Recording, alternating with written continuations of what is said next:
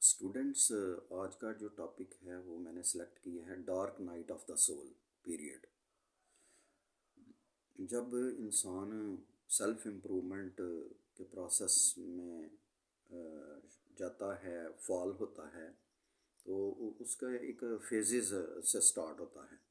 तो ये एक बड़ा अहम फेज़ होता है। इसकी वजूहात जो हैं वो, चूँकि पिछले वीडियोस में मैंने इसका ज़िक्र किया है, तो मैंने इसी टॉपिक को आगे फिर सेलेक्ट किया है कि ये प्रोसेस जब शुरू होता है तो आप के लिए ये कोई तकलीफ़ वाला पीरियड तो होता है, लेकिन इसके आगे एक ब्रेक थ्रू होता है, जिसके बाद आपकी स्पिरिचुअल अवेकनिंग और ट्रांसफॉर्मेशन पीरियड और इंटीग्रेशन जो है, सेल्फ प्योरीफिकेशन जो है या सेल्फ अवेकनिंग जिसे कहते हैं, वो शुरू हो जाती है। ये नहीं, ये एंड ऑफ जो लाइफ है वो नहीं होता कि जब आप इस फेज़ में से गुजरते हैं, dark night of the soul period, क्योंकि इसमें कुछ ऐसे हैपनिंग्स होते हैं जो बड़े ही पेनफुल होते हैं उस इंसान के लिए जो इस पीरियड में फॉल करता है।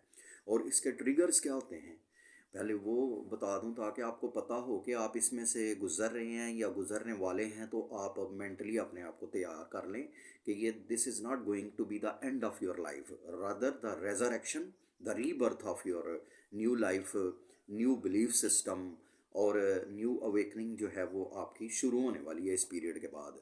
अब ये जो dark night of the soul period है, ये हफ्तों तक भी रेंज करता है, ये महीने भी लग जाते हैं और साल भी लग जाते हैं। साल क्यों लग जाते हैं उस इंसान को रिकवर होते हुए स्पिरिचुअली, इमोशनली? उसमें ये होता है कि वो अपनी ईगो जो होती है वो उस को रेजिस्ट नहीं कर पाता। वो जो झूठी अना है, जो एक्सटर्नल वैलिडेशन है, एक सोशल कंडीशनिंग हुई होती है इंसानों की, वो सिस्टम जो है वो इंसानों की एक सोशल कंडीशनिंग कर देता है कि कैसे लोगों को खुश करना है। अपनी आप जो एनर्जीज़ हैं, जो होती हैं प्योर एनर्जीज़ जो हैं, वो आप जब दूसरों के हवाले करते हैं, तो वो जब आपकी एनर्जीज़ के साथ खेलते हैं, मैनिपुलेट करते हैं, तो वो फिर इमोशनल शॉक आपको मिलता है। वो इमोशनल शॉक जो है वो आपको dark night of the soul period में एंटर करता है। और ये जो है ना, ये क्रिएटर का एक कॉस्मिक प्रेशर कुकर होता है। ये जो dark night of the soul period है, ये कॉस्मिक प्रेशर कुकर है जिसमें आपकी स्पिरिचुअल और इमोशनल क्लेंजिंग होती है। ये एक बड़ा ही इम्पोर्टेंट पीरियड होता है, टाइमलाइन होता है, और ये हफ्तों, महीनों और सालों तक मुहित हो सकता है। और सालों तक क्यों चला जाता है, उसकी वजूहत ये है कि इंसान अपनी ओल्डर सेल्फ को छोड़ नहीं पाता। जो आपकी जो न्यू सेल्फ है ना, वो अब बिल्ड हो रही है, आप उसमें एंटर हो रहे हैं, और आप अपनी ओल्ड हैबिट्स को नहीं छोड़ रहे।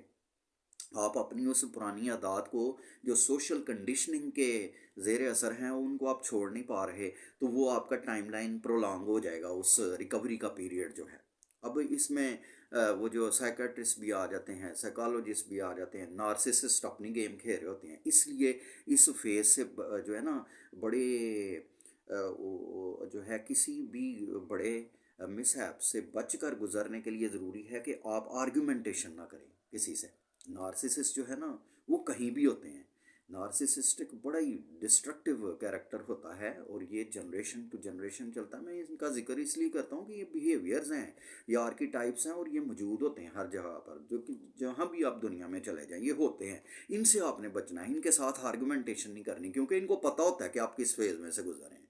उन्होंने आपको कहाँ पर लाकर खड़ा किया है, और अब आगे उन्होंने आपको कहाँ लेकर जाना है, लेकिन ये अब आपके हाथ में है कि आप उनके साथ आर्गुमेंटेशन ना करें, दलील ना दें उनको, अपनी सेल्फ वैलिडेशन ना करें, कि एक्सप्लेनेशन ना दें कि ऐसा क्यों है, ऐसा, क्योंकि वो आपकी इसी फीडिंग से लेके, सप्लाई लेके, तो वो मज़ीद मैनिपुलेट करते हैं।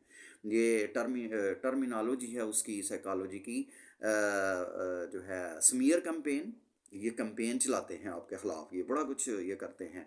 और फिर फ्लाइंग मंकीज़ होते हैं इनके, वो जो बीटा कैरेक्टर्स होते हैं, जो इधर उधर आपकी वो बैक बाइटिंग प्रोसेस शुरू करते हैं, आपकी वो जो डाउट्स लोगों के दिलों में क्रिएट करते हैं, ये पूरा एक रैकेट होता है, नेटवर्किंग करते हैं ये सारा कुछ।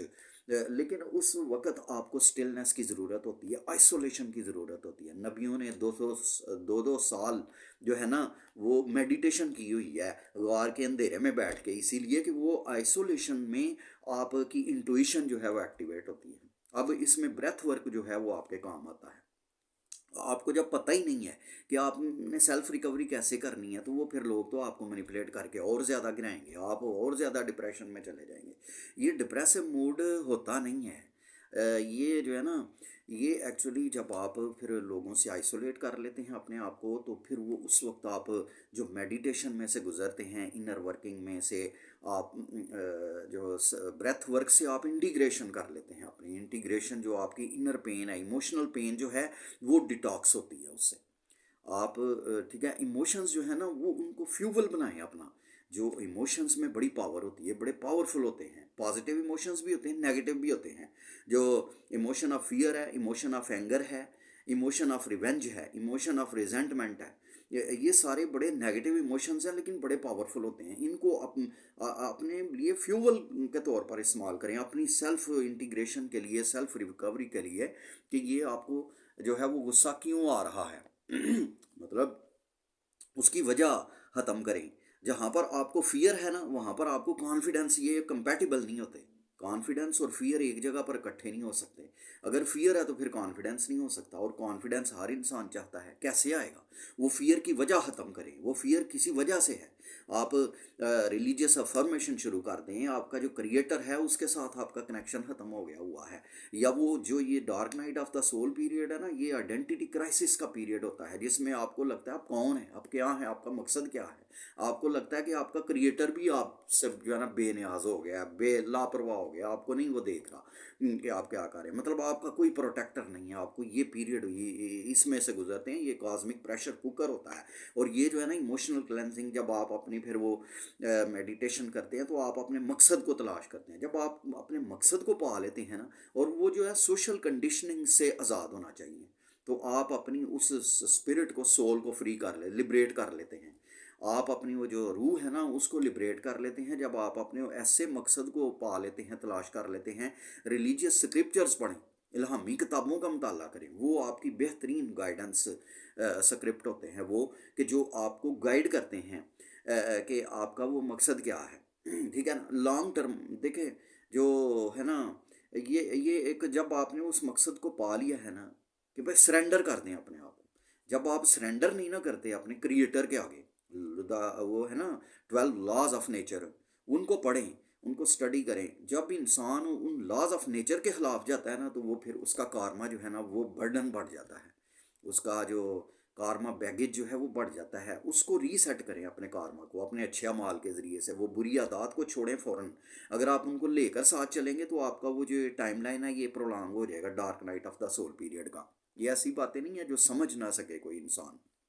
ऐसा होता है, कुछ लोग अभी तो वो इसमें से गुजर रहे हैं ना, अपनी इनर्जीज लोगों के हवाले कर रहे हैं, मैनिपुलेट करवा रहे हैं, और फिर उनके साथ जब इमोशनल शॉक होगा, और भी इसकी मतलब रीज़न, वो उसकी अपनी इनर वजूहात भी होती हैं।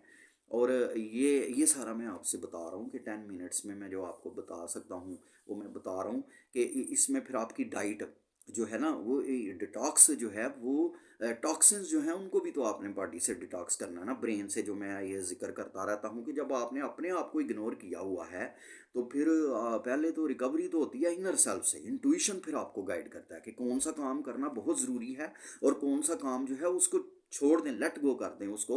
तो फिर आपका ये जो है ना phase, dark night of the soul, ये शॉर्ट हो जाएगा। और आपकी जो वो दूसरी साइड पे जब आप इमर्ज होंगे, उभरेंगे, तो वो एक क्लियर क्लैरिटी ऑफ माइंड के साथ, मेंटल क्लटर आपका ख़त्म हो चुका होगा। वो स्टिलनेस में आएगा, साइलेंस में आएगा, खामोशी में, लोगों से दूर हो जाएं, आर्गुमेंटेशन ना करें, नॉइज़ जो शोर होता है उससे दूर करें अपने आप को। खामोशी जब इख्तियार करेंगे, तो उसमें आपकी इनर सेल्फ आपसे सेल्फ टॉक करेगी। वो जो इंट्यूशन है वो आपका एक्टिवेट होगा। डीप ब्रेथ वर्क से आपका इंट्यूशन एक्टिवेट होता है। मैंने बताया कि डीप ब्रेथ जो है ना, वो आपकी राइट ब्रेन हेमिस्फीयर, जिसमें इंट्यूशन होता है, क्रिएटिविटी होती है, वो एक्टिवेट होता है। ये सारी चीज़ें न्यूरो साइंस से वेरीफाइड हैं। तो आप इनको अप्लाई करें, तो फिर आपको देखेंगे आप कि आप वो कर रहे हैं जो सही काम है करने वाला। आपका सेंस ऑफ रिस्पॉन्सिबिलिटी जो है वो शार्प हो जाएगा, और आप फिर वो आदात, वो काम छोड़ देंगे कि जो गैर ज़रूरी और डिस्ट्रक्टिव हैं, और फिर आप अपनी एनर्जी वहाँ पर इस्तेमाल करेंगे कि जो वाकई आपको उसका बेनिफिट लगेगा। When you know you are going in the right direction, go slow, फिर आप उसमें वो फिर मोमेंटम आपके काम आता है, मोमेंटम फिर आपको कैरी करता है, आपकी थकावट का एहसास ख़त्म हो जाता है, फिर आप वो सही अपनी खुराक अपनी ठीक रखें, नेचुरल खुराक खाएं। I hope you have got it. Thank you very much for listening.